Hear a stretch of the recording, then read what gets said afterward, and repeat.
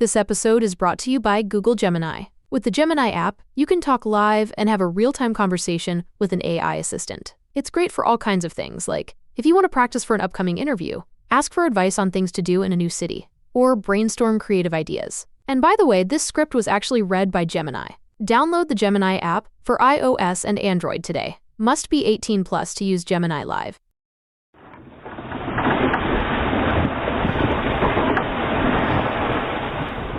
Al final del pasillo de la enorme mansión, el retrato dominaba la estancia rodeada por los ventanales que dejaban penetrar la luz del otoño recién inaugurado. Delante de aquella imagen, en uno de sus momentos favoritos, cuando las tareas contables de la razón daban paso a las emociones, se dejaba abstraer por la vista que desde aquel mirador privilegiado le devolvía la panorámica siempre cambiante del mar y el puerto a la derecha del cerro que tenía frente a él.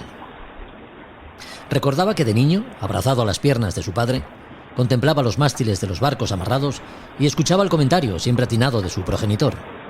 Son muchas las manos que se necesitan para hacerlos navegar. Casi tantas como vidas se llevan, decía. Hoy el paisaje había cambiado. Aún conservaba la mayor parte de ejemplares de castaño, roble y algún abedul que salpicaba los prados y colinas circundantes. Pero los altos palos, con sus masteleros y vergas, habían prácticamente desaparecido en su totalidad. Eran las humeantes y ruidosas chimeneas de los vapores las que ocupaban buena parte de la escena, ejerciendo sobre él el mismo embrujo que sobre su padre hubiesen producido los mástiles de los antiguos mercantes y balleneros que de allí partían, a bordo de los cuales hombres a los que admiraba por su valentía y arrojo eran capaces de enfrentarse a los desafíos que solo la mar provoca. Hacerse consciente de los sacrificios que asumían le sumergía en un estado de melancolía, incluso de desprecio hacia sí mismo. Observaba sus dedos, blancos y finos, que en comparación con los de cualquier marino bien podrían pasar por delicadas esculturas marmóreas. El pelo, brillante y bien recortado, nada que ver con los greñudos cabellos, resultado de meses de navegación. Y su piel tersa, sin los surcos e incluso hendiduras que sobre los rostros de los marinos la salitre y los vientos oceánicos grababan como si de un buril se tratase. La compañía que presidía, fundada por su abuelo, era de las más importantes de la costa este. Dominaba el transporte de mineral, de hierro y carbón, y se sentía especialmente orgulloso de los hombres que trabajaban en sus barcos, cuyo compromiso para con la empresa los hacía navegar. Una mirada al retrato de su padre le recordaba que mientras eso ocurría, sus vidas estaban en constante peligro. Vientos del oeste nos llegan por el través de estribor, mientras ganamos sur, con la isla de Oriab cada vez más cerca. A Son de Mar, el podcast para marinos y amantes de la navegación.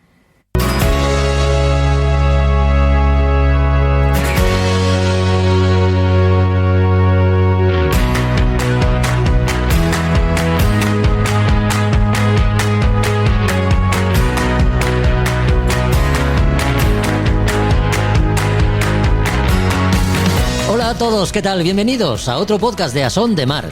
En el capítulo de hoy viajamos a Ciudad del Cabo. Allí se encuentra amarrado el White Shadow, el barco español participante en la Ocean Globe Race, que partió de Southampton hace mes y medio aproximadamente y que ha cubierto las primeras millas de la Vuelta al Mundo que recuerda la primera edición de la mítica Whitbread. El domingo día 5 de noviembre parte para Auckland, en la que presumiblemente sea la travesía más complicada de cuantas componen esta regata por etapas. Ya sabes, los 40 rugientes y 50 aullantes que no suelen tener contemplaciones con quienes adentran a navegar por esas latitudes tan al sur, como tampoco las han tenido las malas condiciones de viento y mar que han sufrido los Class 40 participantes en la Global Solo Challenge, que el pasado domingo día 28 de octubre partieron de La Coruña. Que se lo digan a Juan Meredith, con quien hablaremos en este podcast, fondeado como está a refugio del mal tiempo para reparar la driza de mayor y supervisar algún que otro elemento electrónico de a bordo, después de ir encabezando el grupo de 6 barcos que partieron junto a él en la misma jornada. En la sección Palabra de Barco a bordo de la Aruna hemos tenido el placer de contar con la visita de un buen amigo de este podcast que en esta ocasión no nos hablará de libros, sino de su barco de nombre Silvestre. No doy más datos, porque ya he dicho suficiente. Vuelve el Museo Marítimo de Asturias, esta vez para hacernos saber que ha incorporado piezas nuevas a su sección de biología. Piezas con millones de años cuya excelente conservación y estado ha corrido a cargo de una conocida familia, los Vink, quienes han cedido de manera permanente al museo el conjunto de fósiles, celenterios y equinodermos de una formidable colección que desde el 17 de octubre puede verse en el Museo Marítimo de Asturias. Las Españas de ultramar, sus exploraciones y exploradores, repasa la figura de don Bernardo de Gálvez, No te pierdas esta persona, este personaje, porque este militar español del siglo XVIII se ha ganado por derecho propio contar con una ciudad que lleva su nombre y algún que otro monumento a su memoria en Estados Unidos. Y terminaremos con Roberto Bucetas, que fiel a su estilo riguroso y didáctico nos hablará de la navegación por estima, en qué consiste y útiles necesarios para llevarla a la práctica de forma eficaz. Comenzamos.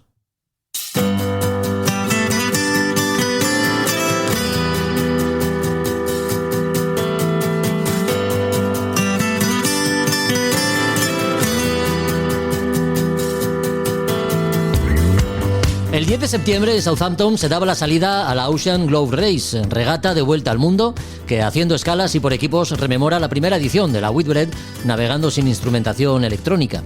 Es una regata que conocemos gracias al contacto que mantenemos con el único equipo español participante en esta prueba, el White Shadow, que el pasado sábado 28 de octubre llegaba a Ciudad del Cabo después de mes y medio de navegación. Pedro Urrutia, muy buenas.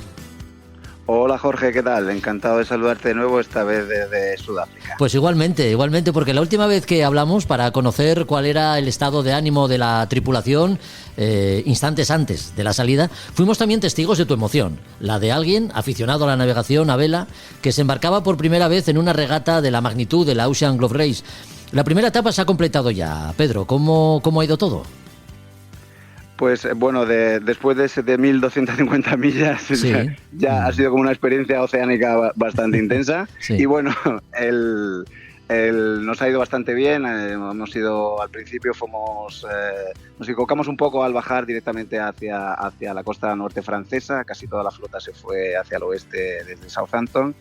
Y evitamos un poco una depresión que generó ciertos problemas en algunos barcos en las costas de Portugal.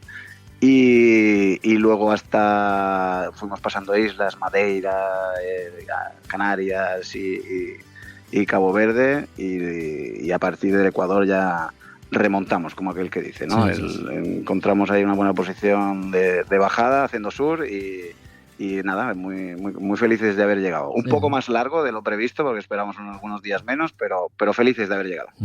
Oye, comentas que evitasteis algunos problemas. No es un asunto menor. Al tratarse de una vuelta al mundo, la cuestión se trata no solo de llegar a los diferentes puertos a los que tendráis que ir llegando, sino de hacerlo en buenas condiciones.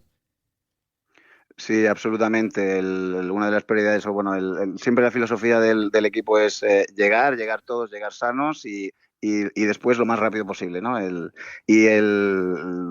También con las historias que nos han llegado de los otros equipos que han tenido problemas con la tripulación o problemas con el barco, nosotros la verdad es que hemos tenido suerte, hemos sido conservadores cuando había que serlo y el barco llega con algunos problemas menores de contra de botavara y algunas cosas que estamos solucionando ya aquí en Sudáfrica, pero en general todo en muy buena forma. Y la tripulación igualmente, ha sido un equipo que ha funcionado muy bien y también hemos llegado en muy buena forma. Y aún mejor después de estar unos días descansando. Ya, sin duda. Oye, según el tracking de la regata, que lo hemos ido siguiendo, la mayoría de los barcos habéis llevado más o menos la misma derrota. ¿Os habéis encontrado condiciones muy diferentes a las del resto de participantes?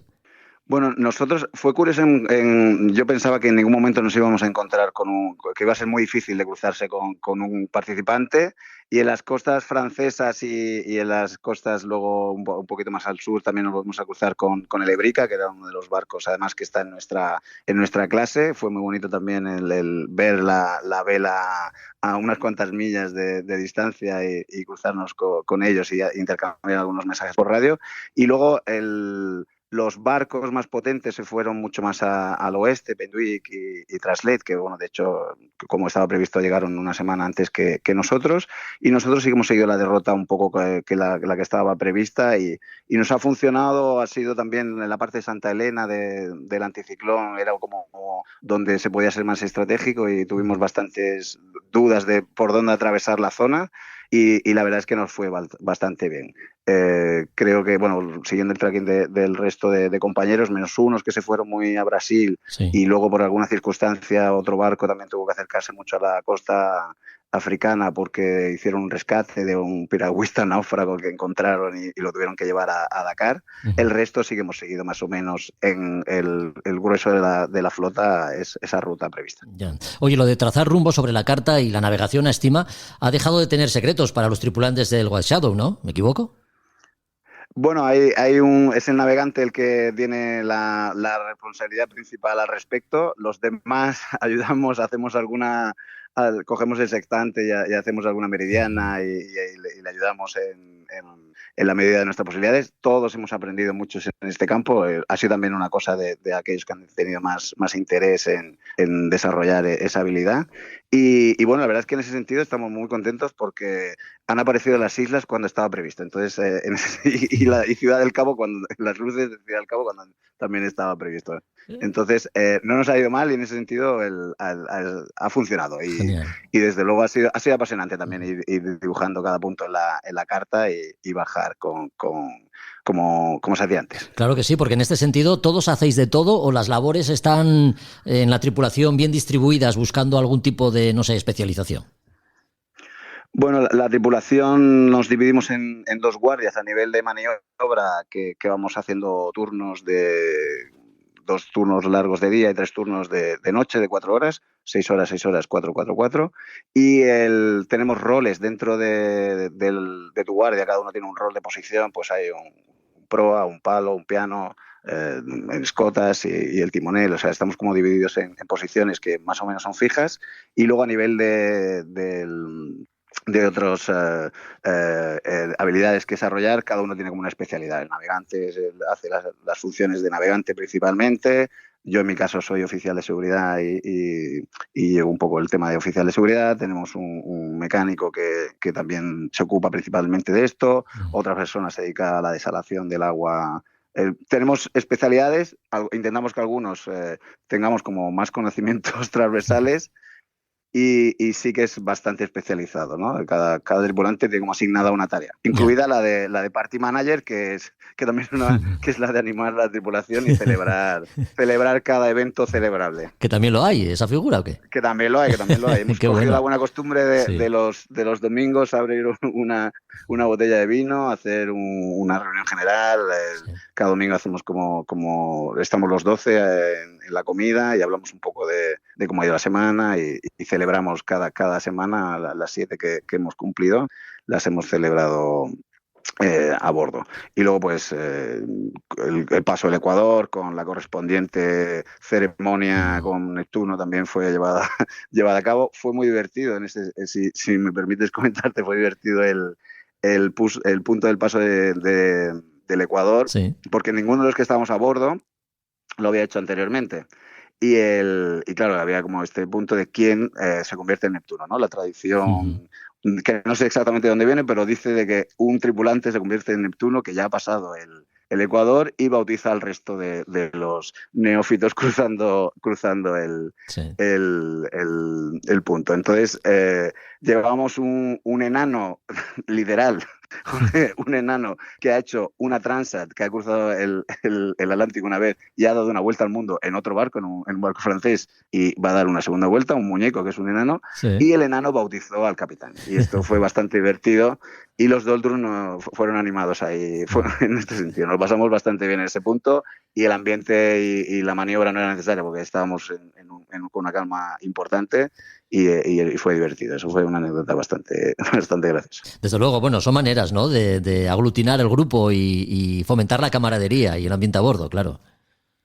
Sí, absolutamente. Nos hemos encontrado también, son muchos días, hemos estado 47 días y medio, 12 personas en un espacio muy pequeño y es fundamental la parte humana de la convivencia y encontrar momentos de celebración, como te decía antes, de distensión, que como en este punto del cruce y es fundamental. O sea, es una de las cosas que también me preocupaba a mí personalmente, de los muchos retos que se me planteaban a mí personalmente, claro, de una convivencia tan intensa en un espacio tan pequeño, la verdad es que también nos ha ido bastante bien. Jean-Christophe Petit es el patrón del White Shadow. Navegante experimentado, ¿qué tal la experiencia a sus órdenes, Pedro?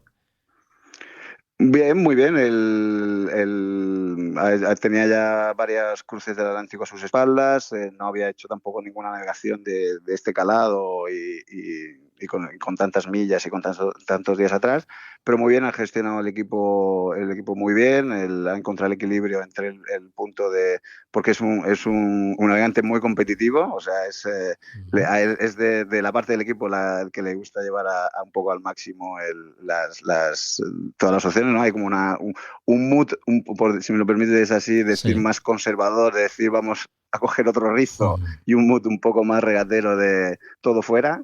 Y bueno, lo ha gestionado bastante bien, y el equipo está fuerte y el barco en forma. O sea, ha ido muy Genial, bien. muy bien. Próxima etapa, Ciudad del Cabo, Auckland. Es la más larga, 7.352 millas y una de las más complejas de gestionar. ¿Con qué ánimo la afrontáis? Bueno, yo personalmente, después de estas 7 semanas, veo que va a ser muy intensa. Creo que va a ser una etapa absolutamente diferente. Ya estos últimos días está soplando muy fuerte fuera de la bahía, fuera de puerto, y tenemos mucho viento, y es como muy intenso el cambio. Se nota en la ciudad, o sea, es algo que se ve en la ciudad, y hablamos en el equipo, ¿no? Decir, bueno, los 50 nudos van a ser algo habitual, ¿no? Sí, sí, Y sí. en esta etapa solo nos hemos enfrentado a unos 35 o 40 nudos en un par de días, y ahora se vienen, ¿no? Los 40 rugientes, y toda la mitología que hay detrás, y el frío, y pensamos mucho en el frío. Estamos comprando calcetines y intentar conservar el calor, y hablamos mucho del frío. Y bueno, el ánimo es bueno. Ahora hay un pequeño cambio de tripulación, en el que tres compañeros han acabado su etapa, y se incorporan 3 nuevos Uh-huh. que vendrán con ánimos nuevos, de momento con ilusión. Y ahora también tenemos esta semana aquí en Cape Town, que nos estamos haciendo los últimos ajustes, comprando la intendencia del avituallamiento, haciendo toda la estiba nueva de alimentación, de equipos y demás, y haciendo pequeñas reparaciones que necesitamos, y ya listos. Ahora nos hemos permitido, por decirlo de algún modo, también el desconectar.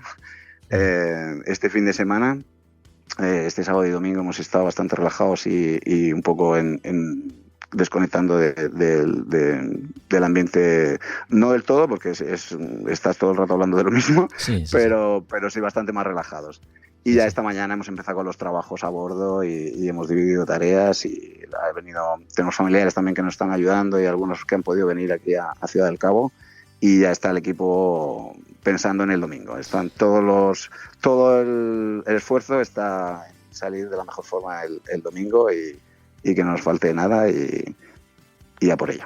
No puede ser de otra forma. El domingo 5 soltáis amarras. Estaremos esperando vuestra llegada a Auckland para seguir de cerca vuestra vuelta al mundo, Pedro, a bordo del White Shadow. Así que nada, mucho ánimo, y lo que se suele decir en estos casos, ¿no? Buena proa y mejores vientos, aunque sean intensos y constantes, ya sabes. Pues muchas gracias, Jorge, muchas gracias por seguirnos. Un saludo a todos los que nos escuchan, y volvemos a hablar desde Nueva Zelanda, en un verano... En el verano, es una cosa que no sabemos. La discusión actual es dónde pasamos las Navidades, y puede ser que sean a bordo. Entonces, no sé si hablaremos justo a final de año o en Año Nuevo. Espero que sea todavía en 2023. Que así sea. Un abrazo fuerte. Venga, muchas gracias. Un abrazo, Jorge. A Son de Mar, el podcast de Jorge Uría. La aventura oceánica de Juan Meredith. La aventura oceánica ya ha comenzado, y aunque nuestro deseo siempre es el de hablar con Juan Meredith, lo cierto es que nos hubiese gustado contactar con Juan pasados más días desde la salida. Lo hacemos ahora, que todavía tiene cobertura, ya que se ha visto obligado a fondear a resguardo de las condiciones meteorológicas para reparar la Drizade Mayor, entre otras cuestiones que está bien que él nos aclare. ¿Qué tal, Juan? ¿Cómo estás? Hola, pues eso, como bien dices, parado por temas técnicos, no solo la Driza, desde luego, Uh-huh. y bueno, pues con los dientes largos viendo a mis compañeros navegar, y muy realista con la situación, intentando dejarlo todo listo lo antes posible, desde luego. ¿Cómo te encuentras? ¿Tú cómo estás?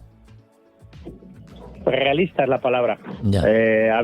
Esta mañana me ha costado un mundo, me dio un poco el bajón, pero también porque no he sido capaz de dormir. Hay muchísimo viento aquí donde estamos, estoy protegido de la mar bastante, aunque me entra un movimiento de lado. Aquí no voy a poder subir a instalar la driza, que tengo que decir que la driza no rompió, que fue un error mío en la sujeción arriba, es un 2-1. Es decir, no fue un problema de driza, sino simplemente un fallo mío. Y bueno, pero el día ha sido fructuoso. He conseguido que el piloto, que era el principal problema, funcione, pues desmontando de uno, y entre 2 pilotos y 2 brazos he sacado uno. Y esa es la parte que más me preocupa, ver cómo puedo intentar recuperar algo más para tener algo de recambio, porque si no se complica mucho una vuelta al mundo cuando acaba de empezar y continuar solo con un piloto, ¿no? Claro. Pero bueno, con calma. Las primeras noticias que nos llegaban nos las iba proporcionando el tracking de la regata, que dejaba ver que ibas primero, a la cabeza del grupo de los Class 40 que salisteis de Coruña el pasado domingo.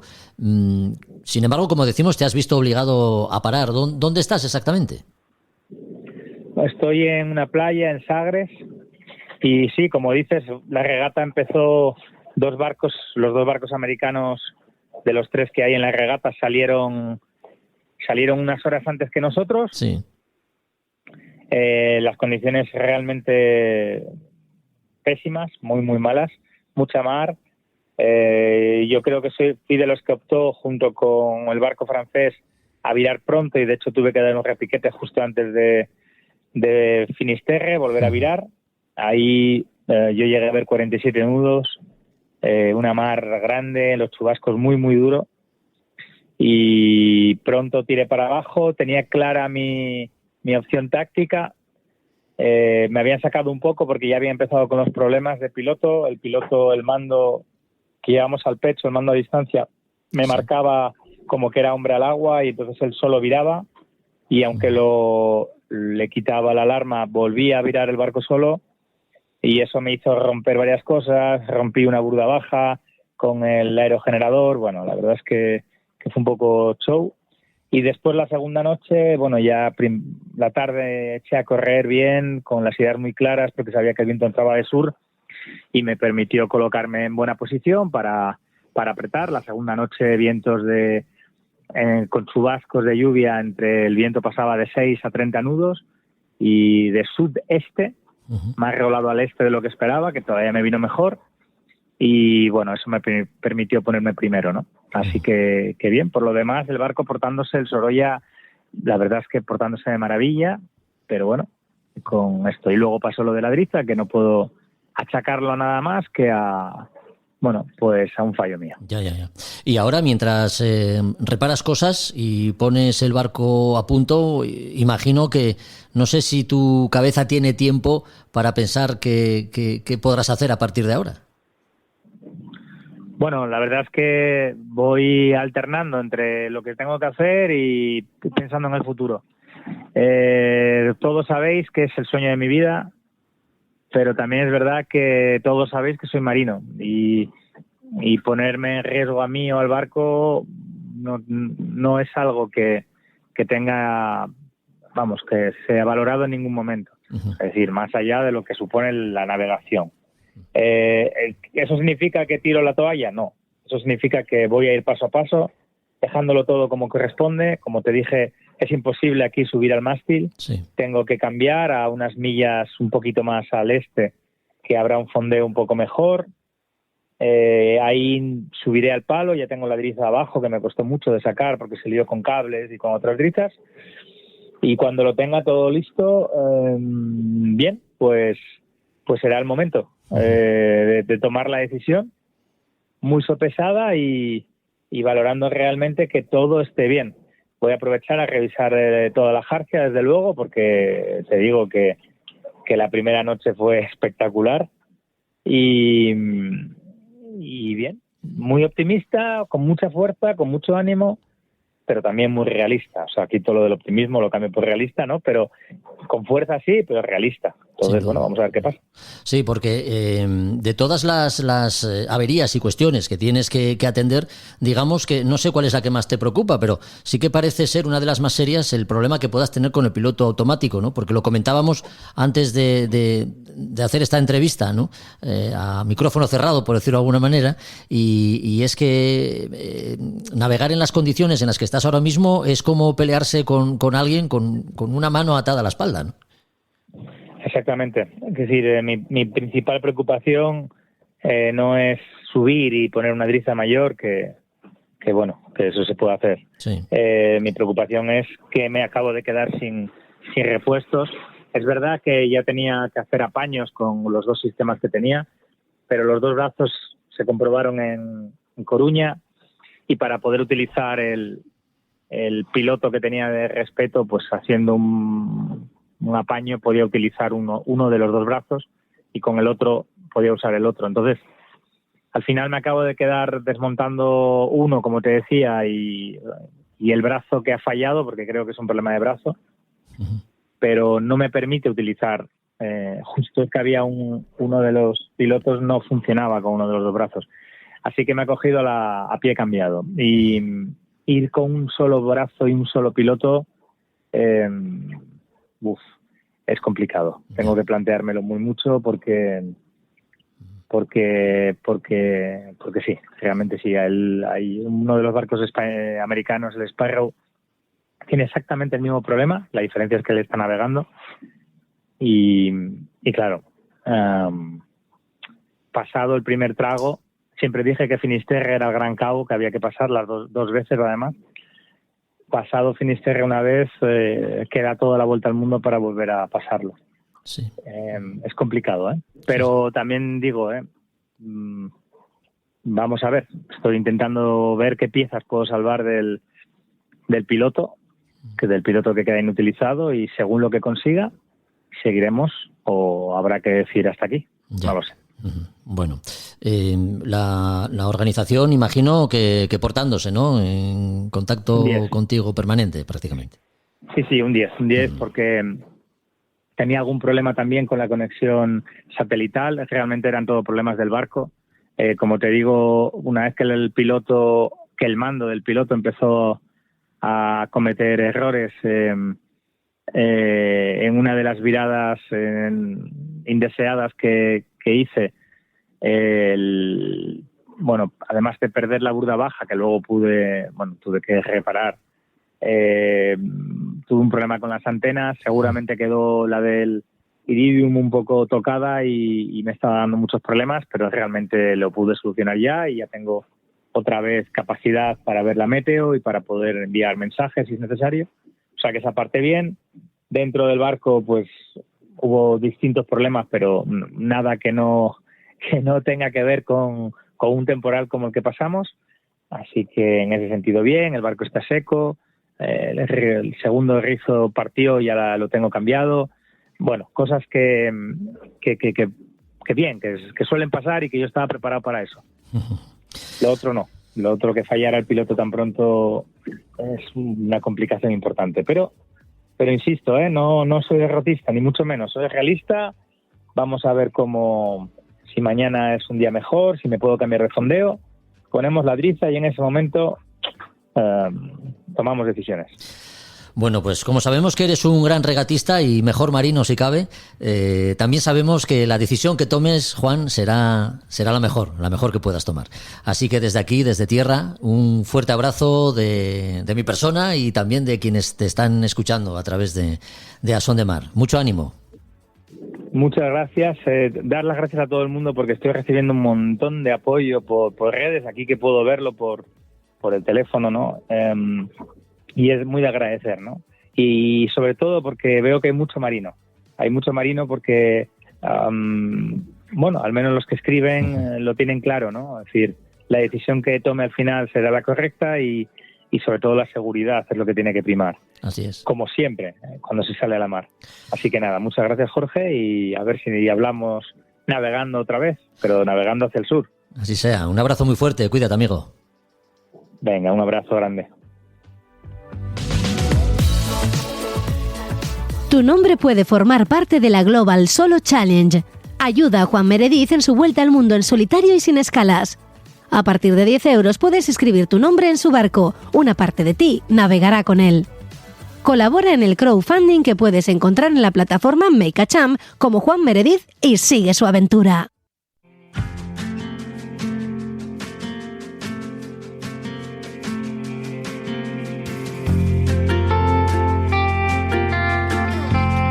Los próximos minutos llevan por título Palabra de barco, y ya sabéis que son los que dedicamos a conocer las características y el carácter de diferentes barcos en la voz de sus propietarios.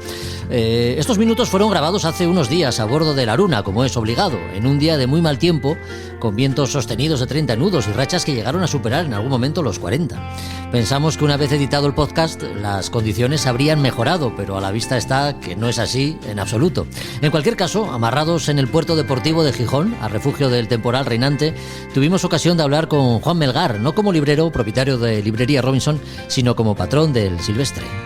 Hola Jorge, encantado de estar aquí en el Aruna. Juan Melgar, a bordo de la Aruna, para en esta ocasión acompañarnos en la sección de Palabra de barco, porque a través de su voz vamos a conocer la voz de su barco, de nombre Silvestre, es un Alpa 825, pero antes de hablar de tu barco, siempre me gusta preguntar a los invitados cómo se encuentran en el Aruna, ¿qué les parece?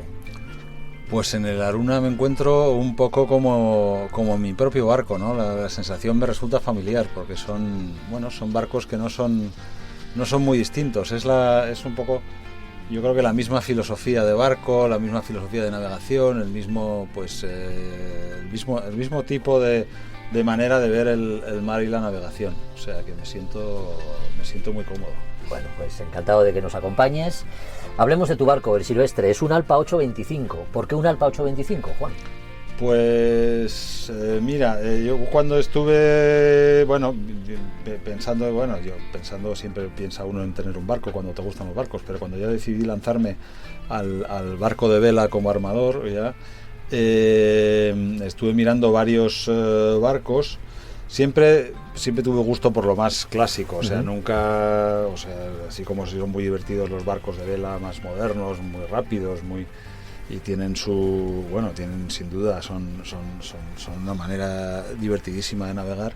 Sí me gusta mucho la estética del barco antiguo. Sí. Primero empecé mirando el clásico de verdad.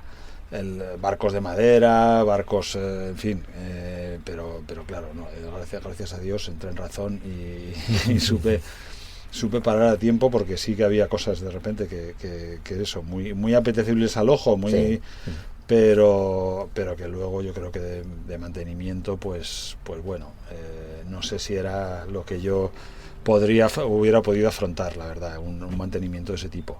Con lo cual me decidí pues por algo intermedio, que son pues el Alpa 825, pues para los que no lo sepan, Alpa es un astillero italiano que hubo desde los 60, finales de los 60, principios de los 70, hasta yo creo que principios de los 80, terminé. Yo creo que, aunque ahora subsiste con haciendo lanchas y barcos de motor, yo creo, pero no tiene nada que ver con lo que fue.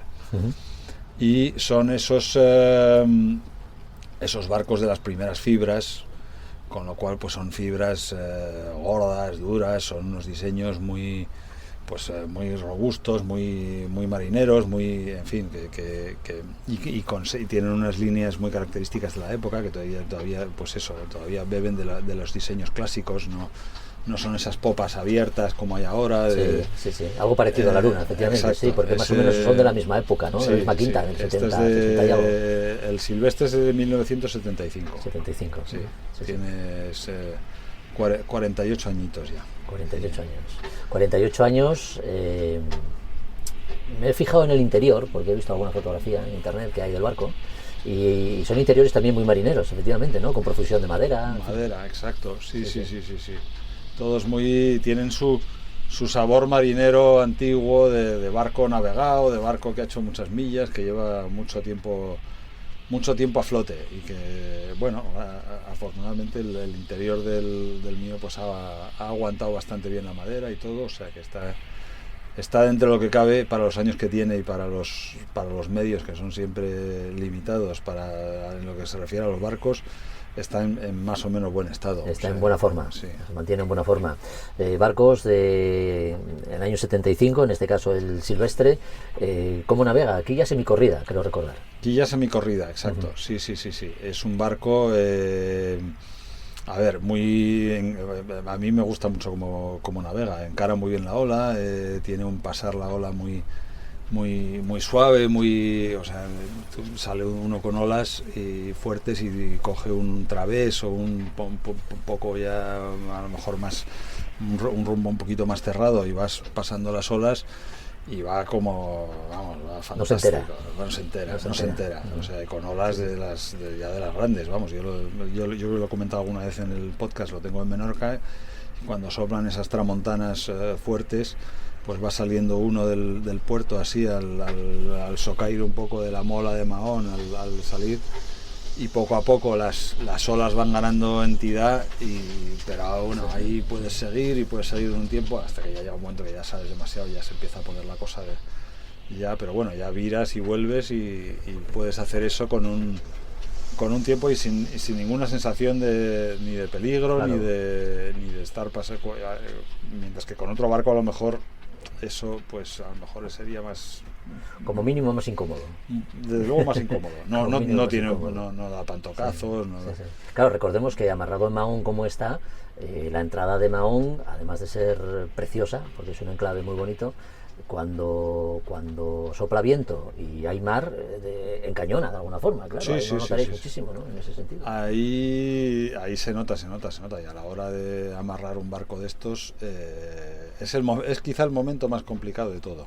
La maniobra de atraque, según cómo venga el viento. Ahora gracias a Dios, el pantalán que tengo, a mí me gusta dejarlo de popa. He conseguido una plaza que está con la popa hacia el norte, con lo cual cuando soplan esos nortes se me queda el barco bien, no se mueve de sitio, está bien encarado. Ahora eso sí, como me venga del este y no tenga vecino, no tenga nadie en el amarre de al lado, que a veces me pasa porque allí no hay finger entre los barcos, ¿no? Entonces, si viene del este, en 3 segundos el barco está completamente atravesado. O sea, hay que estar no vivo y despierto para atracar. No le gusta el tiempo del este. No le gusta. En ese momento es un... Por lo que nos has dicho, te gustan los barcos clásicos. Entiendo que por ese motivo, bueno, aparte de la seguridad, ¿qué forma de navegar te gusta? ¿Has encontrado el barco que va con tu manera de ser y con tu forma de navegar, Juan? Yo creo que he encontrado el barco que va con mi forma de ser y mi forma de navegar. Es un barco, es un barco que tiene la eslora es pequeña, claro, eso es 8,25, con lo cual eso tiene sus limitaciones en cuanto a habitabilidad. Sí, quizá, claro, si tuviera un barco un poco más grande sí tendría más cosas y te permitiría a lo mejor viajes un poco más largos.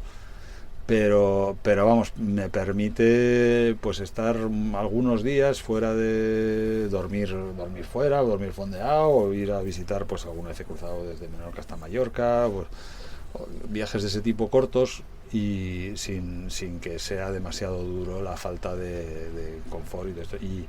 Y luego, obviamente, es un barco con sus limitaciones de velocidad, no por la eslora, por el diseño, por todo y porque no siempre, porque además tendría que tener alguna vela más para ir bien de popa, pero bueno, ya conociéndolo y sabiendo cómo viene el viento y todo, pues sabe uno sacarle partido y la verdad es que me da muchísimo juego. Estoy encantado. Ya sabemos que cuando uno adquiere un barco que no es nuevo, lo adquiere de segunda, tercera, cuarta o quinta mano, pues viene con vicios adquiridos el barco, ¿no? Y aunque no sea con vicios adquiridos, por lo menos uno pues siempre busca dejarlo a su gusto. ¿Has tenido que hacer muchas modificaciones en el barco para ponerlo como a ti te gusta? Lo he ido haciendo poco a poco y no tiene muchas modificaciones, no, la verdad. Sí, en cuanto a lo más importante que le he hecho quizás ha sido, tenía un enrollador de mayor en el palo. Y bueno, el enrollador de mayor al principio sí funcionaba más o menos bien, y la vela, pues bueno, hombre, tenía tiempo, pero no estaba mal.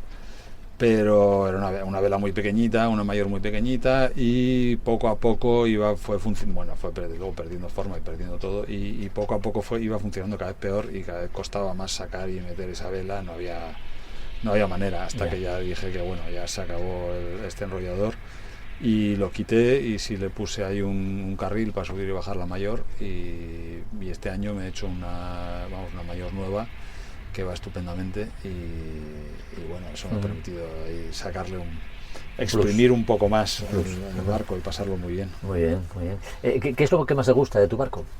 ¿Qué es lo que más me gusta? Sí. Pues al margen de la forma de navegar, que ya nos lo has dicho.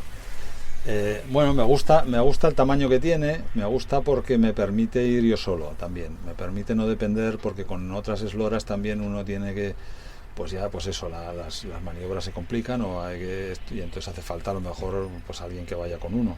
Entonces este barco se siente uno muy seguro para navegar solo, y domino y controlo muy bien todas las maniobras, todo, pues desde un fondeo, desde todo lo que se refiere a las velas, el atraque, en fin, todo lo puedo controlar.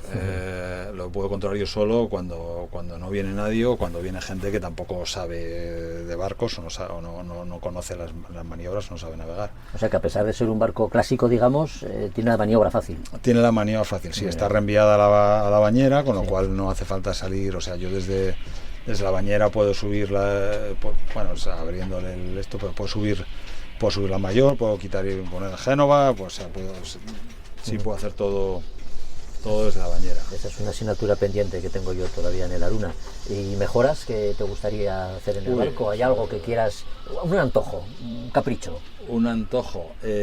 Sí me gustaría alguna vela de prueba para ir de empopada. No sé si algún tipo de código o lo que sea, un asimétrico, un espí o algo de ese tipo, que no tengo, que eso lo echo de menos.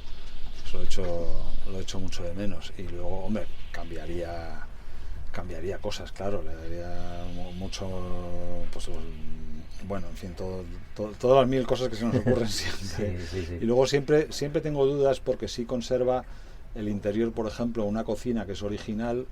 Entonces siempre es la duda de, bueno, ¿qué hago? Si le hiciera alguna reforma por dentro para ganar tamaño, por ejemplo, con esa cocina que no uso, porque es una cocina, y tener, por ejemplo, más espacio para otra cosa, eso sería cargarse un poco el espíritu del barco. Hay que dejarlo original, o se puede sacrificar eso en aras de una mayor comodidad. Está siempre ese eterno dilema. No sé. Bueno, eso denota la sensibilidad, ¿no?, que tienes hacia el barco, de poder mantenerlo en su esencia, tal y como era, ¿no? Sí, y luego tiene también una plataforma en popa, que en su día debió de llevar un timón de viento ahí, entonces eso sigue ahí, y afea un poco la popa para mi gusto. Entonces es muy cómoda, porque luego tiene la escalerilla también para bañarse. Sí. Porque allí en Baleares nos bañamos mucho, la verdad, y a mí me parece que afea un poco el barco, pero vamos, las presiones familiares no me dejan quitarla por ahora. Bueno, ya hemos conocido, en palabra de barco, la voz de Silvestre, el Alpa 825, a través de la voz de su propietario, que Juan Melgar, a quien no hemos encontrado hoy en la librería Robinson, sino nos lo hemos traído a bordo de la Aruna. Así que, Juan, te agradecemos mucho la visita. Gracias por compartir con nosotros estos momentos. Que tu estancia en Gijón sea agradable, y hasta la próxima vez que hablemos. Muchísimas gracias, Jorge. Es un placer estar aquí en la Aruna. A ver si vuelvo algún día sin que el Cantábrico esté bramando, y podemos salir un rato y, por supuesto, disfrutar un poco del mar.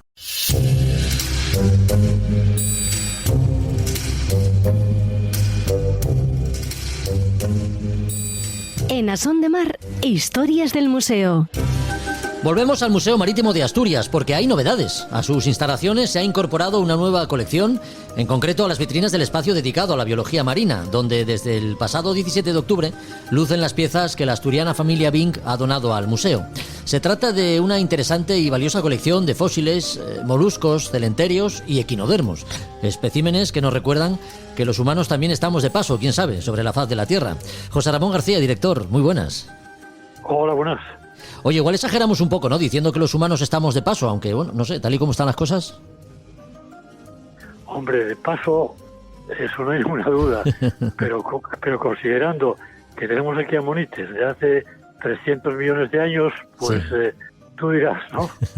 Oye, antes de hablar de esta colección, lo primero es felicitaros a ti como director y al resto del equipo del museo y la fundación por el premio que os ha concedido la Armada por vuestra labor de difusión que hacéis de todo aquello relacionado con la mar y las artes de marear. Sí, es verdad, sí. Uh-huh. Sí, es un premio que fuimos a recoger a Madrid con toda la pompa y en las instalaciones de la Armada, sí. Y es muy significativo porque no lo regalen, ¿eh? Entonces, fue a propuesta del comandante naval de Gijón y allí lo estudiaron y concedieron 3 este año, uno de ellos el nuestro, y nos vamos, me parece espléndido por muchas razones. Uno por quien viene, que hile muy fino en la concesión, otro porque es el 75 aniversario, que nos viene al pelo como celebración, y en definitiva es un punto más de orgullo del museo. Bueno, pues desde aquí nuestra más sincera felicitación porque os lo merecéis, sin duda. Oye, pongámonos en situación. La familia Vinck dona al museo una importante colección. ¿Quiénes son la familia Vinck? La familia Vinck es muy tradicional en Gijón. El que haya revelado carretes de fotografías de la época del celuloide habrá ido seguramente a las tiendas de... Primero fue Vinalba y luego fue Vinck. Y tenía una cadena de tiendas por toda España. Pues es una familia que el primer Vinck que vino a Asturias vino a la fábrica de vidrios, la fábrica de cristales, que vinieron muchos técnicos de Alsacia-Lorena, la parte francesa y alemana, y se estableció como fotógrafo. Casi todas las fotografías, las tarjetas postales que hay de principios del siglo XX son de Vinck, Laureano Vinck, vamos a señas. Bueno, pues esta es la cuarta generación, Octavio Vinck Díaz, pues estuvo durante... 30 o 40 años coleccionando, y esa colección la pasó ahora, la donó ahora al museo. Uh-huh. Hay, como decías, una colección de fósiles, ejemplares raros, y luego hay también de especímenes, vamos a decir, contemporáneos, vamos a decir, ¿no? Uh-huh. Moluscos, estrellas de mar, corales. Oye, me tocó a mí revelar alguna de las fotografías en alguna de sus tiendas, que era cuando tenías que esperar, pues no sé, 5 días a lo mejor por una fotografía. Se lo vas a decir a un chaval ahora y le da algo, ¿eh? Sí. Eso tanto por el tiempo como que antes con un carrete de 36 fotos había que escatimar, no tirar en vano porque aquello costaba y tal, y ahora una ráfaga de fotografías la tiene cualquiera en el teléfono. Sí, al instante. Pero bueno, moluscos, fósiles, celenterios. ¿Qué supone para el museo exhibir todos estos especímenes, José Ramón? ¿Cómo dices? Perdona. ¿Qué supone para el museo exponer estos especímenes, moluscos, pues mira, fósiles? Dos cosas. Una, en sí mismo la colección es muy valiosa. Hay ejemplares, como te digo, muy buenos. Por ejemplo, fósiles, ya te digo, en el caso de los más antiguos, los amonites, hay uno que mide 40 y pico centímetros de diámetro. Es una pieza, son piezas raras siempre, y de este tamaño mucho más. Y luego ya sabemos, los trilobites son muy, muy llamativos.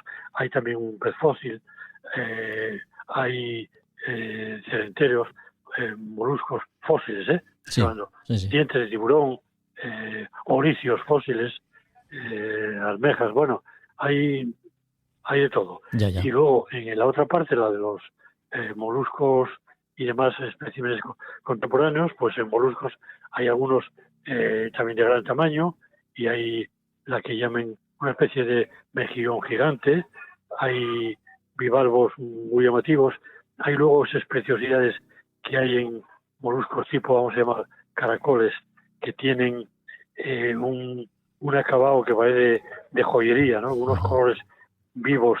Claro, el animal muere, pero la concha, en algunos casos, cuando se pule, saca unos colores brillantísimos. Sí. Estrellas de mar muy raras, en la tierra de los oricios no podían faltar estos, que si se vendiesen había que comprarlos por unidades, no por docenas. Sí, sí. Son de un tamaño enorme. Una pieza preciosa de coral que mide unos 60 centímetros de largo, el coral tal cual.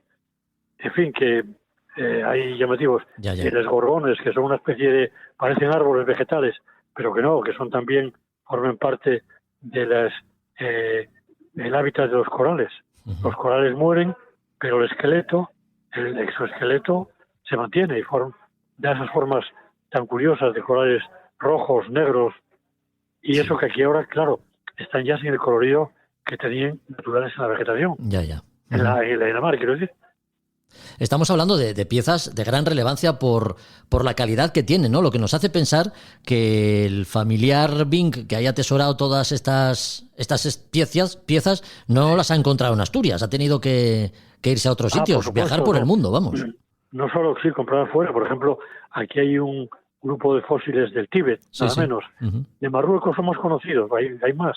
Por ejemplo, los trilobites prácticamente que vemos por Asturias en tiendas o en colecciones son de Marruecos, pero fósiles del Tíbet, que ya se dice pronto, ¿no? Sí, hay especiales muy curiosos. Sí. Y luego, eso decía que era el valor en sí mismo que tiene la colección para el museo, pero luego, al hilo de esta donación, eso nos obligó naturalmente a adquirir un equipamiento digno para recibirla. Entonces tenemos una vitrina grande, se puede considerar, donde está la colección íntegra. Pero luego, aprovechando que había que recomponer la sala de biología marina, pues sacamos también a la luz algo que estaba en los almacenes, que eran almejas gigantes. La famosa Tridacna, que es un espécimen de... Fíjate, es de la familia de los berberechos, que son minúsculos. Fíjate, pero estos son el género Tridacna, que son lo que se conoce generalmente como almeja gigante. Y hay pues tenemos una que mide 70 centímetros de largo. Se utilizaban antes en las iglesias como pilas de agua bendita. La entrada sabía, porque obviamente son conchas cerradas, no dejan escapar el agua, y luego son muy blancas. Blancas ahora, claro. En la naturaleza eran de colores muy vivos, verdes, rojos, azules. Y esta almeja que exponéis, nos has dicho que ya esta almeja que exponéis pertenecía ya a los fondos del museo. Sí, estaba en el almacén por falta de espacio. Ahora, al remodelar la sala, pues le pusimos también una vitrina. No solo a este espécimen de almejas gigantes, sino otros varios de la misma familia, pero de otros géneros, y como una tridacna que tiene como si fuera escamas, otra que es muy brillante, con menos lóbulos, en fin, que cada espécimen tiene sus variedades dentro del género que se llama un latinajo Tridacna, que es la que abarca todos ellos. Sí, estamos hablando de una serie de piezas, moluscos fósiles, esta almeja gigante que nos comentas, que se exponen en el museo desde el pasado 17 de octubre. Este podcast se está grabando un 2 de noviembre. Durante todos estos días entiendo que ya ha pasado gente por el museo. ¿Cuáles son las reacciones de los visitantes? Pues sí, me gusta mucho porque además, como todo lo nuevo, esta vitrina que tenemos tiene una iluminación muy puntual de LED y destacan. Ves una luz, no es que sea muy fuerte, sino muy concreta, y da más brillo a los ejemplares. Es espectacular, realmente es digno de visitar. Y ya te digo que esto, con el conjunto que teníamos ya, pues bueno, es una colección muy buena, ¿eh? Claro, sí, no, desde luego, de gran calidad, lo estamos comentando. Una exposición que se convierte en permanente, no es temporal. Permanente, efectivamente. Permanente, bien. Que luego, además, esto seguramente en un museo de ciencias naturales tienen más, sin duda. Más de todo tipo, ¿no? Mamíferos terrestres, lo que sea. Pero en este museo marítimo, que tiene una sala de etnografía muy potente, de la historia de la navegación, lo mismo, y esta otra, bueno, encontrar todo esto junto en un museo marítimo, sinceramente, en España no se encuentra. Todo junto esto no se encuentra. Sin duda. Y recordemos que a estas piezas que tenéis en la zona de biología, pues hay que sumar todo el resto de contenido que tenéis en el museo, que no es poco. Pues sí, pues sí. Pues por eso os habéis ganado merecidamente el premio que os ha concedido la Armada, José Ramón. Sí, así que nada, bueno, de momento lo dejamos aquí y te emplazamos pues para una próxima ocasión en Asón de Mar. ¿Te parece? A tu disposición. Un abrazo fuerte, muchas gracias. Gracias, encantado. Hasta luego. Asón de Mar, el podcast para marinos y amantes de la navegación.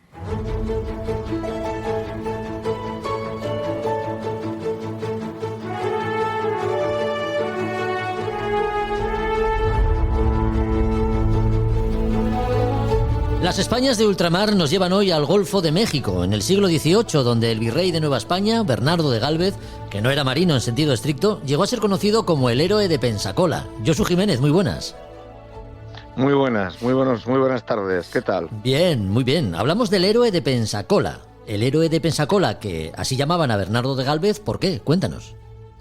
Bueno, pues esta es una historia muy interesante que además, bueno, seguramente es poco conocida.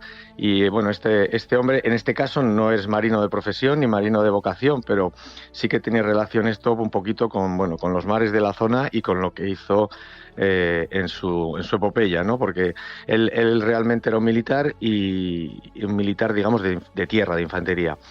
Este hombre tuvo muchísimas combates y muchísimas actuaciones, pero bueno, yo me voy a centrar sobre todo en porque bueno, es su gran actuación para la consecución de la independencia de Estados Unidos y la recuperación del control de todo el Caribe Norte, del Golfo de México para España, ¿no?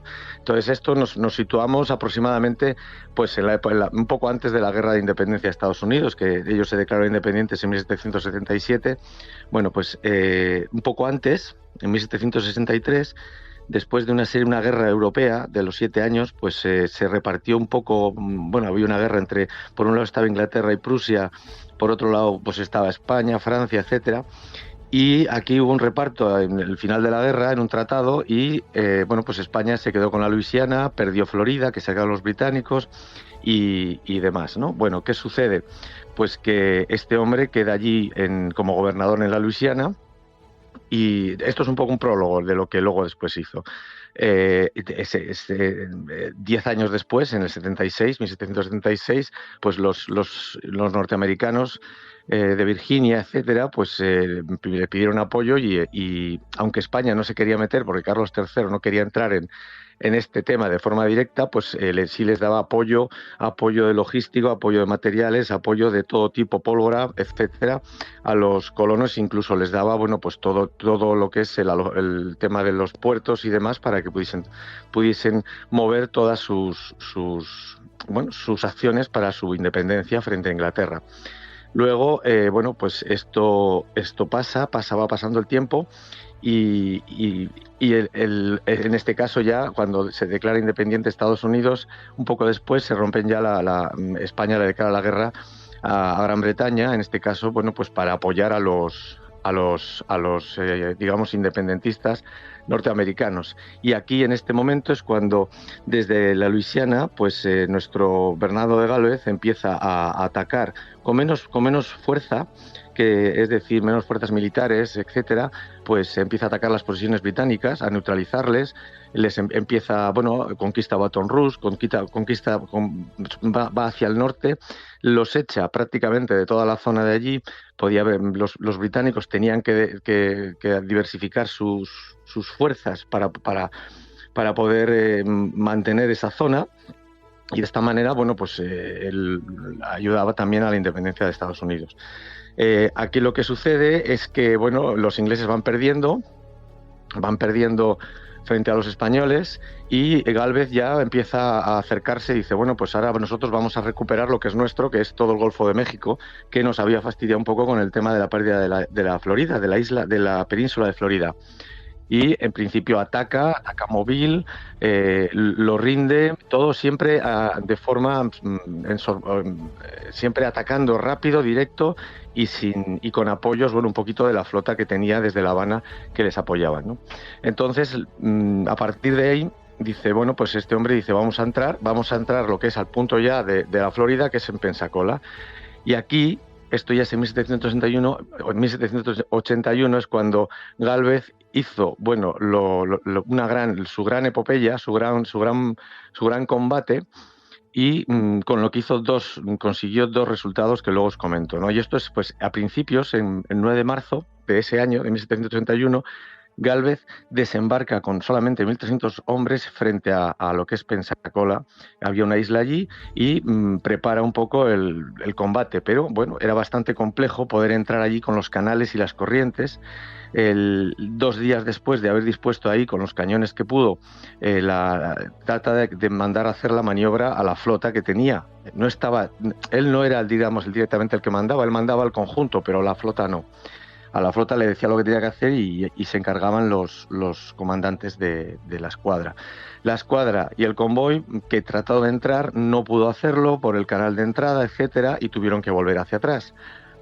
Al día siguiente, Gálvez dice que se vuelva a repetir la operación. Reunidos en la Junta, digamos, de Estado Mayor, los oficiales de Marina dijeron que no, que eso no era posible, que el canal, las corrientes, los disparos de artillería del fuerte que estaba enfrente, no se podía. Entonces ahí se generó una tensión bastante potente entre él, que no había dejado de ganar una sola batalla contra los británicos, y en este caso nuestros compañeros, los de la flota, que no decían que esto no iba. Con lo que al final, después de bastante tensión, 5 días después, el 18 de marzo, Gálvez decidió actuar como lo hizo las otras veces. Es decir, sería él en persona, se embarcó en un bergantín que se llamó Galveston, también, en la ciudad de Gálvez, y situado, lo tengo además, está escrito, situado en el Alcázar de pie, mandó que arbolaran la insignia de su mando. Dispararan los 15 cañones de ordenanza que define que ese bergantín es el mando máximo de la flota y del contingente, para que todo el mundo supiera quién iba adelante. Fue con ese barco y con otras 2 lanchas cañoneras a más de una balandra y consiguieron entrar. Pasaron a base de sufrir cañonazos y demás del fuerte que estaba enfrente. Una vez pasados, pues claro, todo lo que la infantería estaba en frente española, pues bueno, no le quedaba otra, aparte de victoriarlo rápidamente. Bueno, pues subieron y embarcaron a la flota que estaba fuera, me refiero fuera del canal, y subieron de tal forma que, bueno, pues a pesar del fuerte del combate, del fuerte enemigo, de los refuerzos que llegaban británicos, pues consiguieron entrar, consiguieron tomar Pensacola, que tenía más de 3.000 britanos cuando nosotros teníamos pues 1.500, y aguantar en Pensacola hasta que llegaron los refuerzos de Mobile y de Nueva Orleans, que eran españoles. Al día siguiente llegó un socorro, o sea, una escuadra de socorro al mando de otro almirante, de José Solano, y con eso tomaron Pensacola. El rey, bueno, en principio España de esa manera, con esa plaza tan fuerte, obligó a que los británicos tuvieran que bajar fuerzas allí, que les fue infructuoso recuperó la Florida, en la parte occidental. Y entonces, por un lado, con eso, el Bernardo de Gálvez logró que el Golfo de México otra vez estuviera bajo control total español. Además, los británicos tenían fuerzas abajo que no podían utilizar contra Washington, con lo que entonces al final en las batallas posteriores, como la de Yorktown y demás, pues los rebeldes, los independentistas en este caso, pues lograron librar la batalla esa de Yorktown, y entonces a partir de esa derrota, pues los británicos, digamos, que tuvieron que luego reconocer la independencia unos años más tarde. Inglaterra le cedió lo que quedaba de la isla de Florida, con lo que ya la tenía, la que miraba hacia el Océano Atlántico. Y entonces, bueno, pues la independencia de Estados Unidos, pues en su gran pilar, el gran pilar de la independencia de Estados Unidos fue todo este acoso y ataque que tuvieron y el apoyo que tuvieron los españoles sobre los americanos, porque todo el mundo, o casi todo el mundo, habla de Lafayette como uno de los grandes ayudantes de apoyo de la libertad y de la independencia de los americanos por parte de Francia, pero bueno, esto simplemente es porque ellos sabían hacerlo bien, es decir, 20 años después de la independencia, Lafayette se dedicó a hacer pues unos recorridos, ferias, exposiciones, y nosotros pues no hacemos nada, ¿no? Pero realmente este hombre tuvo incluso su cuadro puesto allí en el Congreso de Estados Unidos, que ahora no se sabe dónde está, desapareció, en homenaje a precisamente su contribución. Hay una ciudad que es Galveston, que se llama Galvez Town, que era la ciudad de Galvez, que es en su nombre, y ahora se están haciendo monumentos precisamente y reconociendo la valía y la talla de este hombre. En nuestro caso, este señor fue virrey después de México, murió allí muy joven, porque murió con 40 y poco años, pero arrasó con todo, echó a los británicos de lo que no iba a ser independiente para los americanos, los norteamericanos, y lo recuperó todo para España. Y en ese momento, cuando él ya se retiró como virrey de México, España volvía a tener la Florida, tenía toda la Luisiana, el Mississippi y conectado con lo que es ahora Texas, incluido hasta lo que es el virreinato de México. Es decir, bueno, pues es una persona que no es muy conocida y sin embargo, pues en otros sitios hubiéramos hecho una película, como suelen decir, ¿no? Sin duda. Es un poco la historia de este gran, no marino, pero que su gran epopeya la hizo sobre un bergantín de la flota española. Ya decimos, don Bernardo de Gálvez, que para no ser marino, bien que se manejaban a bordo del bergantín, no ha hecho pocas cosas ni nada. Pues se la jugó y como todo se lo hizo y lo logró.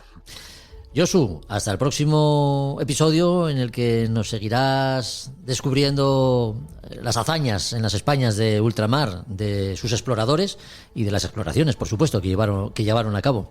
Hasta entonces. Bueno, muchas gracias a todos. Hasta la próxima. Un abrazo. Hasta luego.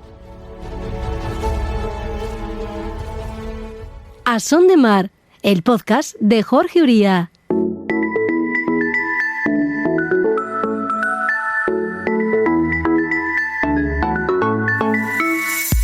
Como la Ocean Globe Race ha ocupado buena parte de este capítulo y su filosofía, siguiendo la que en su día rigió la primera edición de la Whitbread, es la de navegar sin instrumentación electrónica, pues hemos pensado que sería de interés saber algo más de lo que supone navegar por estima. Y para ello, nada mejor que contar con las explicaciones, siempre atinadas y comprensibles, de Roberto Bucetas. ¿Qué tal, Roberto? ¿Cómo estás? Muy buenas. ¿Qué tal, Jorge? Buenos días. Una carta náutica, mar y cielo. Aparte de esto, ¿qué útiles necesitamos para navegar por estima y qué es esto de la navegación por estima? Cuéntanos. Bueno, la navegación por estima es lo que había antes cuando, no teníamos medios electrónicos para situarnos y de navegación. Y era algo muy importante. Antiguamente, sí, casi podemos decir antiguamente, la navegación por estima era lo que había. Para lo cual, ¿qué necesitamos? Pues necesitamos claramente un compás de una aguja náutica a bordo y que esté bien compensada. Es decir, teníamos que tener una tablilla de desvíos perfectamente para esa aguja náutica. Ahora, en la actualidad, no le prestamos prácticamente ni atención a todos estos instrumentos. Necesitamos una declinación magnética de la carta que vamos a tener para tener una buena corrección total. Antes sacaba la corrección total incluso por métodos astronómicos, a través de la polar o con cálculos astronómicos. Entonces, todo el mundo estaba como muy obsesionado por tener todos estos elementos de a bordo muy fiables, muy finos. ¿Por qué? Porque, lo que teníamos era una navegación por estima. La navegación por estima consiste en trazar sobre la carta un rumbo, consiste en tener una velocidad del barco que sea fiable. Para eso tenemos que tener una corredera y una corredera perfectamente calibrada. Es decir, las correderas tenemos que hacer los cálculos y que las correderas estén calibradas, que en la actualidad todavía se siguen utilizando las correderas, pero también, apoyándonos siempre de GPS y de otros instrumentos que nos permiten tener esos datos de una forma fiable. Entonces tenemos un rumbo fino, un rumbo bueno, tenemos una velocidad buena y sobre eso, navegamos por rumbo y distancia, trazando esos rumbos y esas distancias sobre la carta y nuestra situación es la estimada y regularizamos esa situación cuando tengamos algún otro método de posición que normalmente en estos barcos que no puedan llevar ayuda electrónica será por una situación astronómica a través del sextante.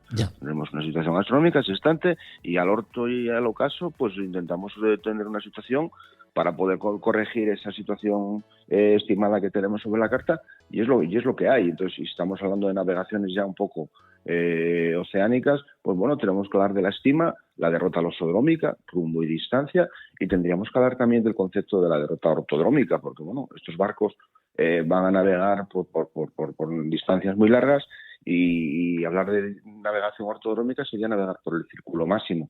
porque decimos siempre que en el plano la distancia más corta entre 2 puntos es la línea recta, pero sobre la esfera terrestre, sobre una circunferencia, la distancia más corta entre 2 puntos es el círculo máximo que pasa por esos 2 puntos. Entonces, bueno, tenemos que hacer unos cálculos. Son cálculos todavía que se siguen viendo en los programas de las titulaciones náutico-deportivas.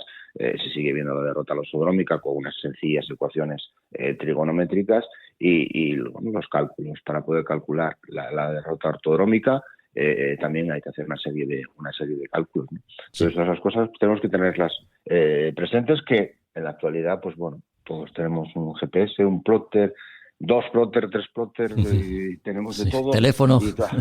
Teléfono, todo tenemos. Sí, entonces, todas estas cosas, pues bueno, las tenemos un poco ahí en el baúl, los recuerdos un poco olvidadas, pero bueno, todos estos navegantes tienen que tenerlas muy presentes, porque bueno, es lo que tienen que hacer, y hasta no hace mucho tiempo, pues bueno, porque se tenía que ser un rumbo muy fiable y una velocidad, una corredera muy fiable. Bueno, estamos hablando de navegación por estima. Para hacer los cálculos, entiendo que estos empiezan desde el momento en que soltamos amarras, ¿no? Es decir, partimos de un punto que es el que marcará también el comienzo de los cálculos de la navegación por estima. Sí, porque en principio, bueno, a ser navegación de vela vamos a estar muy condicionados por el tema con las condiciones meteorológicas y las decisiones tácticas que vayamos a tomar. Poner waypoints y poder hacer los cálculos de un rumbo hasta un waypoint y la distancia a navegar hasta ese punto, bueno, esos cálculos los tendremos hechos porque más o menos tenemos un plan de viaje medianamente establecido y unos puntos en cierto modo aproximados a donde queremos ir. Sí, hay unos cálculos con la derrota losodrómica, o lo que se conoce como estima. Podemos hacer dos cálculos, lo que se llama, y yo tengo una situación de salida, tengo un rumbo y tengo una distancia navegada y calculo una situación de llegada. Que eso lo puedo hacer sobre la propia carta o lo puedo hacer analíticamente. O el caso contrario, que sería, tengo un punto de salida, tengo un punto de llegada, y yo hago los cálculos necesarios para saber el rumbo directo que hay entre los 2 puntos y la distancia que hay entre los 2 puntos. Esos 2 cálculos los podemos hacer con unas sencillas fórmulas trigonométricas, no es que sea trigonométrica plana, son ecuaciones y sencillas, ¿no? Pero bueno, eso es para corta distancia. Después, si queremos hacer ya una navegación en larga distancia, deberíamos acudir ya a la derrota ortodrómica. Es importante además tener en cuenta pues, una serie de factores que pueden condicionar el rumbo que llevamos, ¿no? Tales como el abatimiento o las corrientes. ¿Cómo debemos de tener en cuenta estas circunstancias? Sí, esos agentes que nos afectan a lo que sería la navegación, tengo que tenerlos presentes. Yo tengo que tener más o menos un cálculo de una corriente que pueda haber en esa zona, y bueno, y el abatimiento que tenga nuestro barco. Más o menos el abatimiento lo vamos a conocer. Son barcos y patrones que tienen gran experiencia y conocen perfectamente sus barcos y conocen para cada condición de viento el abatimiento que va a tener el barco. Esos parámetros hay que meterlos dentro de lo que son las ecuaciones, tenerlos en cuenta a la hora de poder calcular un rumbo efectivo que realmente vamos a llevar, teniendo en cuenta viento y corriente para hacer todos esos cálculos. O al contrario, si quiero llegar a un punto de destino, debería conocer ese rumbo efectivo que quiero hacer y compensar desde el origen el efecto no va a generar ese viento y esa corriente, ¿no? Sí. Oye, Roberto, y si navegamos próximos a costa, la navegación por estima, podemos decir que adquiere otras formas de tomar referencias, no sé, hablar de demoras o marcaciones. Bueno, sí, tenemos la navegación costera. La navegación costera a vista de la costa, pues podemos tener referencias a tierra, y si tenemos referencias a tierra, pues bueno, pues vamos a utilizar situarse por esas referencias a tierra, demoras, marcaciones. La navegación clásica podemos decir, si tenemos ayudas desde el punto de vista de luces y marcas y ayudas a la navegación que me pueden servir para situarme, pero bueno, tenemos que estar navegar muy cerca de la costa para esos casos. De todas formas, bueno, nunca está de más, ¿verdad?, practicar un poquito cuando salimos a navegar. No, siempre. Todas esas cosas hay que tenerlas de vez en cuando presentes, porque nunca sabes cuándo las puedes tener. Siempre se dice que, bueno, hay que tener presente que un día puede caerse los satélites del sistema GPS y nos quedamos sin posición, y llegamos sin posición. Tenemos que tener presente y claro qué es lo que tenemos que hacer. Pero bueno, son cosas un poco que siempre se hablan para justificar y seguir un poco utilizando de vez en cuando lo que son todos los métodos de navegación clásico, ¿no? Podemos decirlo, ¿no? Sí, porque ya lo hemos comentado, ¿no? A pesar de disponer a nuestro alcance de instrumentos electrónicos que nos facilitan la navegación de forma fiable, pues es que nunca está de más dominar la navegación por estima, más que nada por lo que hablamos, ¿no? El GPS puede resultarnos muy fiable, sobre todo cuando no hay problemas eléctricos a bordo, claro, desde luego. Exactamente. Ya. Pero también, bueno, tener una corredera perfectamente calibrada a bordo del barco nos permite detectar incluso en navegación costera, cerca de costa, corrientes. Yo tengo una desfase, un desajuste entre los que la velocidad de corredera, que sé que es buena porque tengo mi corredera perfectamente calibrada, y hay un desajuste en cuanto a lo que me marca el GPS, deberían ser iguales. Entonces, si no son iguales, es que ahí supongo que hay una corriente. Es decir, las corrientes son muy fácilmente detectables cuando hay desajustes entre las lecturas de GPS y la corredera que tenemos a bordo, con lo cual eso también me sirve para la navegación, por decirlo de alguna manera, del día a día, ¿no? Ya. Bueno, más allá del aspecto romántico, ¿no?, que muchos pueden llegar a destacar de la navegación por estima, lo cierto es que su conocimiento y dominio sin duda nos resultará de vital utilidad en cualquier caso, más si cabe, como decimos, si hay alguna avería a bordo de carácter eléctrico y nos deja sin información en el plotter, por ejemplo. Bueno, pues sí. Nada, hemos hablado de navegación por estima, lo hemos hecho una vez más para despedir el programa con Roberto Bucetas, a quien agradecemos de nuevo su presencia. Gracias, Roberto, y hasta el próximo capítulo. Gracias a vosotros, un fuerte abrazo.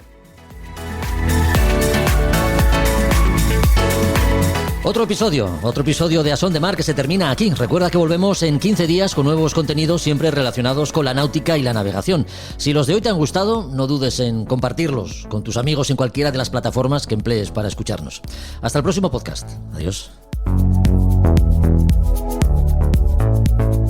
A Son de Mar, la náutica en un podcast.